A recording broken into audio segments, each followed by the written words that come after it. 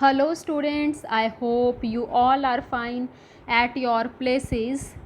So students, as you all know, we already have started our chapter number 8, security issues in e-commerce. So students, last के videos में हमने कुछ topics को discuss किया था like firewalls, services provided by firewalls.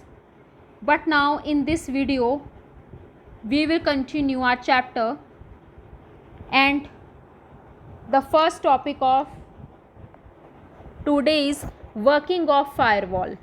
अब students हमने जैसे पढ़ा था कि जो फायरवॉल्स है वो एक सिक्योरिटी का काम करता है, तो अब हम देखेंगे कि फायरवॉल्स किस तरह से काम करते हैं। तो देखिए यहाँ पे आपको एक डायग्राम दिया हुआ है।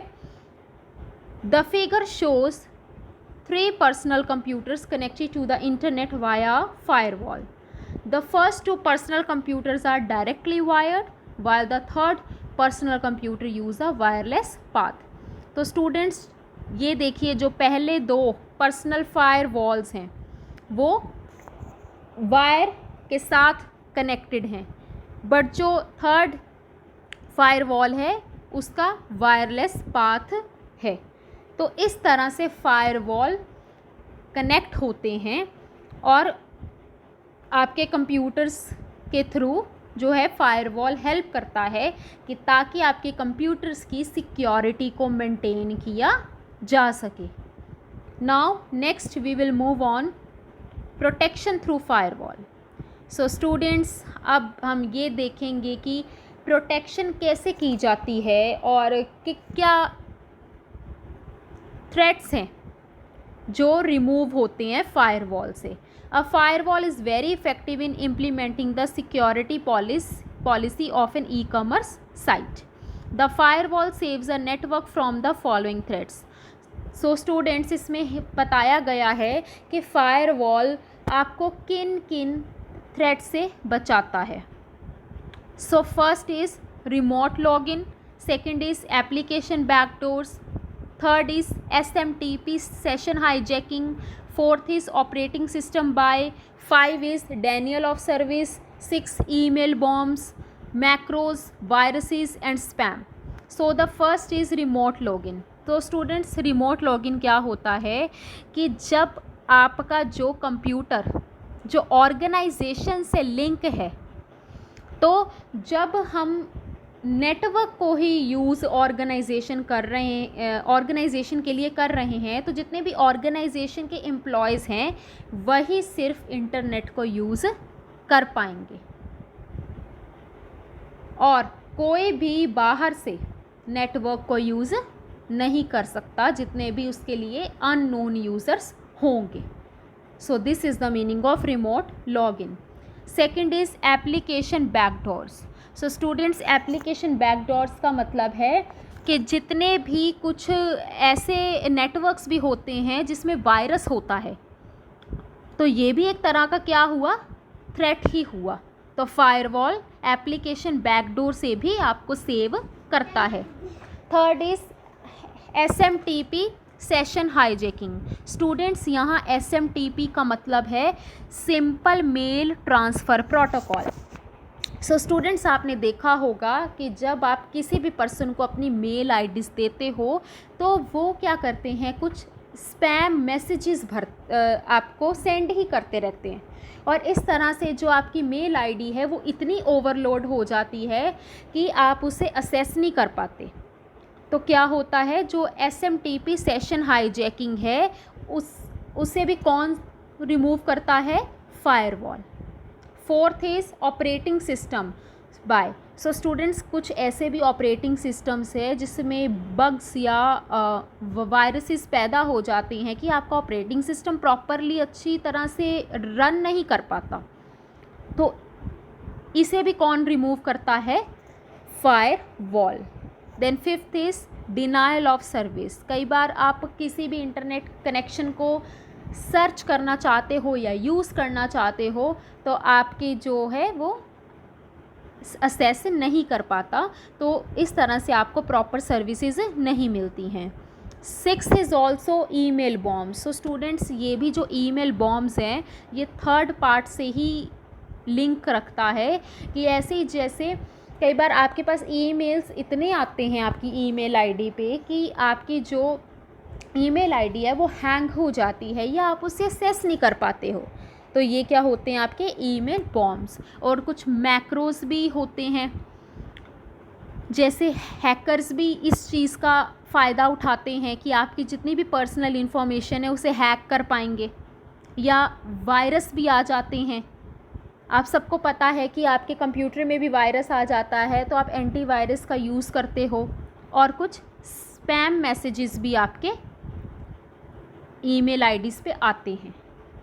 तो ये कुछ ऐसे थ्रेट्स यहाँ गिवन हैं जो कि रिमूव हो सकते हैं by using the firewall.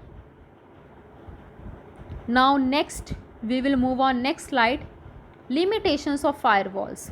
Students, हमने ऊपर एक तरफ तो ये पढ़े हैं कि क्या फायरवॉल्स किन किन चीज़ों से हमें बचाता है, बट यहाँ पे फायरवॉल्स की कुछ एक्सेप्शंस भी हैं जहाँ पे फायरवॉल काम नहीं करता है। अब इसकी क्या लिमिटेशंस हैं फायरवॉल्स की?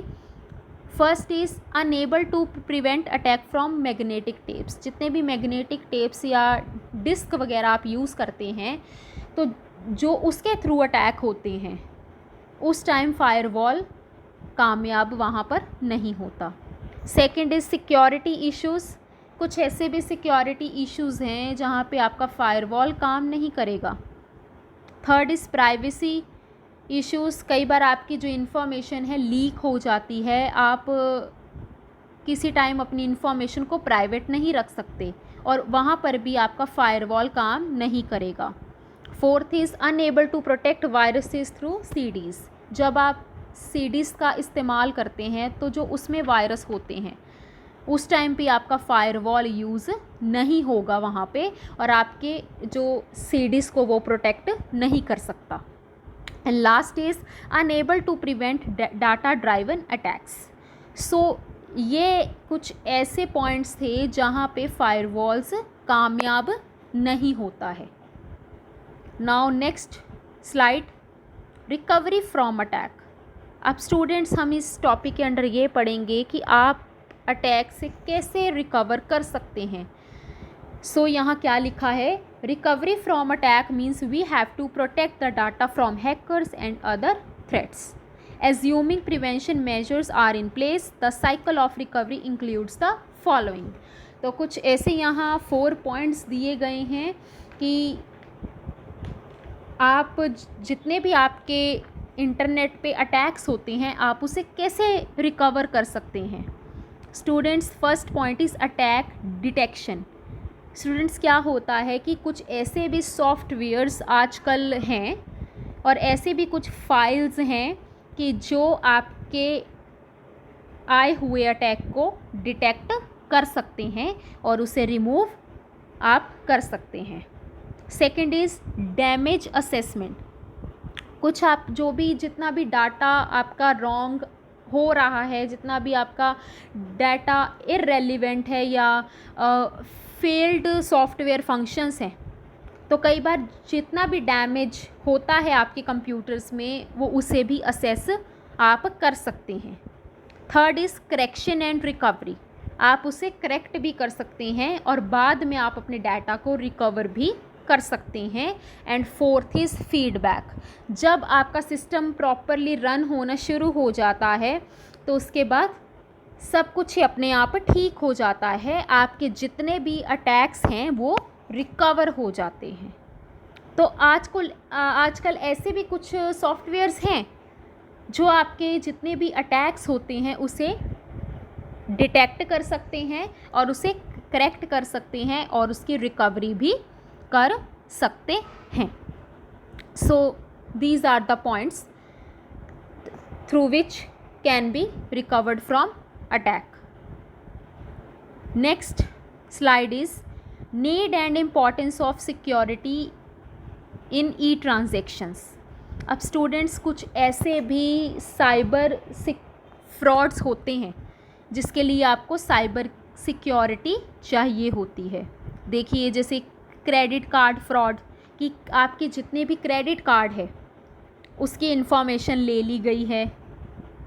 फंड फ्रॉड भी होते हैं, मर्चेंट फ्रॉड भी होते हैं, card testing, friendly fraud, identify theft and fishing भी होती है। तो ऐसे भी कुछ साइबर फ्रॉड्स हैं जिसके लिए आपको साइबर सिक्योरिटी चाहिए ही होती है। तो स्टूडेंट्स हम इसे वन बाय वन अब डिस्कस करेंगे। क्रेडिट कार्ड फ्रॉड का मतलब है स्टूडेंट्स यहाँ पर कि जब आपकी क्रेडिट कार्ड के रिगार्डिंग आपकी इन्फॉर्मेशन को कहीं से चुरा लिया जाता है। एंड फंड फ्रॉड, जितने भी आप फंड्स मेंटेन करके रखते हैं अपने बैंक्स में या जितने भी आप फिक्स डिपॉजिट्स कराते हैं तो उसके रिगार्डिंग भी कुछ फ्रॉड्स कंडक्ट होते हैं। Third is merchant fraud. Students merchant fraud का मतलब है इसमें जब एक मर्चेंट और मर्चेंट्स के बीच में, मर्चेंट और एक बायर के बीच में जब डीलिंग्स होती हैं तो उस टाइम पे भी कुछ फ्रॉडस्टर्स हैं जो फ्रॉड कंडक्ट करते हैं। Fourth is card testing. इसमें स्टूडेंट्स इसमें ये भी देखा जाता है कि जो आपका क्रेडिट कार्ड है और डेबिट कार्ड है उसकी वैलिडिटी क्या है। तो वो भी क्या है, एक तरह से पर्सनल इन्फॉर्मेशन को वो गेन कर रही हैं आपकी, तो एक तरह से ये भी क्या हुआ, फ्रॉड ही हुआ। Next is friendly fraud. अब कुछ ऐसे भी फ्रॉड हैं कि जो कंज्यूमर्स ऑनलाइन परचेज़ करते वक्त भी करते हैं और उस टाइम पे जब आपके क्रेडिट कार्ड के थ्रू जब पेमेंट होती है तो उसमें भी बहुत ज़्यादा फ्रॉड होते हैं। Sixth is identity theft. अब जो ये भी एक तरह का ही फ्रॉड है कि आपका जो है, आपकी जो पहचान है वही छुपा ली जाती है, आपका कई बार गलत नेम वहाँ शो किया जाता है। तो इस तरह से काफ़ी फ्रॉड्स हैं जो आपके सामने होते हैं और आपको उसे सिक्योर करने की ज़रूरत होती है। And last is phishing. Students phishing का भी यही मतलब होता है कि जितने भी आपके बैंक और अदर अकाउंट्स हैं उसके ही इन्फॉर्मेशन चुरा ली जाती है। जितने भी आपका पासवर्ड होगा या यूज़र आईडी होगी या क्रेडिट कार्ड की डिटेल्स होंगी तो ये भी आपकी इन्फॉर्मेशन चुरा ली जाती है। जो हैकर्स हैं वो आपके अकाउंट्स को हैक कर लेते हैं। तो इस तरह से कुछ फ्रॉड्स हैं जो आपके सामने कंडक्ट होते हैं। सो आज की वीडियो में हम सिर्फ इतना ही पढ़ेंगे।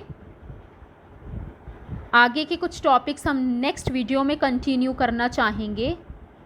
तो आज के जो टॉपिक्स हैं हमने डिस्कस किए हैं कि ऐसे कौन से थ्रेट्स हैं जिन्हें फायरवॉल से प्रोटेक्शन मिलती है एंड लिमिटेशंस क्या हैं फायरवॉल्स के, एंड आप उसे कैसे रिकवर कर सकते हो, और कौन से ऐसे डिफरेंट टाइप्स ऑफ फ्रॉड्स हैं जो आपके ई ट्रांजेक्शन्स में कंडक्ट होते हैं। सो स्टूडेंट्स, अगर आपको ये वीडियो पसंद आई हो so please like and subscribe my channel.